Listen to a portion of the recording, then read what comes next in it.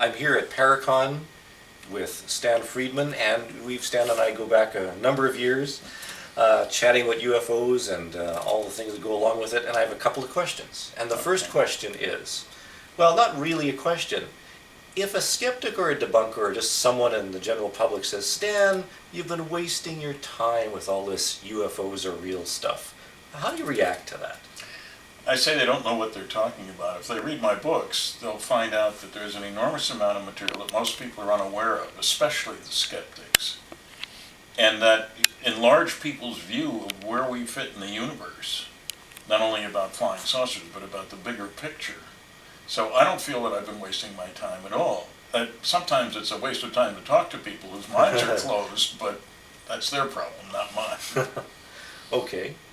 Second question is, what about the whole Roswell thing? You've been at the Roswell, you're one of the original investigators of it. The original. The original investigator of Roswell. After all this time, is there anything still left to be found? Is there something that can be found out about Roswell at this point? Well, I hope so. The problem is that there's no question that there's a huge volume of classified material that we've never seen. Analysis of the wreckage, analysis of the bodies, reports of who went where, all that sort of thing, military kind of stuff. Reports from the people who led the troops who recovered wreckage, who guarded bodies, etc. Mm-hmm. Now, obviously, most of the original people are gone, 65 years. Right. But there is a written record. And, I've been to 20 archives.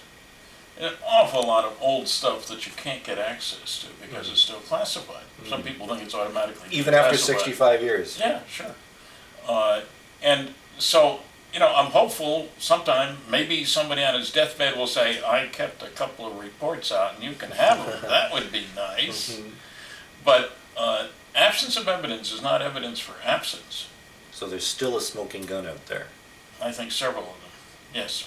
And whatever happened to Special Report 13?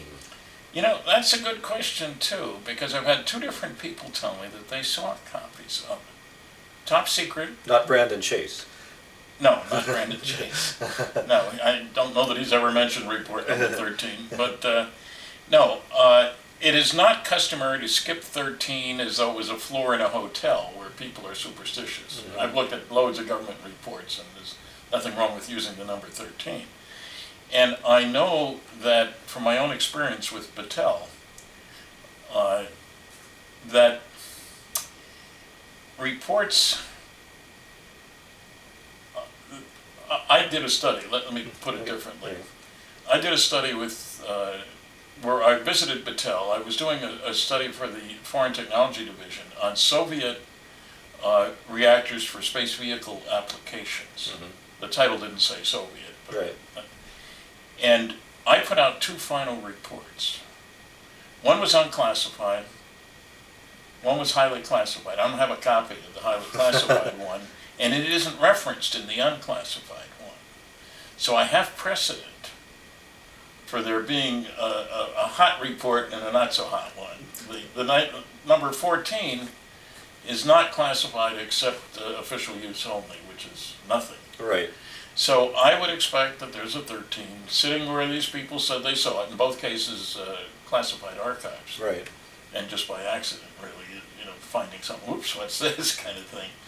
But so I would say the precedent indicates that the really hot stuff has not been revealed, which fits in with Carol Bollinger's statement about reports which could affect national security are made in accordance with JNAP 146 or Air Force Manual 55-11 and are not part of the Blue Book system. And I spoke with them. They went somewhere else. Yes, there were two separate channels. Right. And so we have that as really strong precedent. He was an Air Force general. Mm-hmm. And he had no axe to grind about Blue Book. He hadn't been part of it. Mm-hmm. Completely unrelated to it. So I think I am satisfied that there is a 13 and that it deals with the hot stuff, if you will. And the good stuff is still out there. That's right.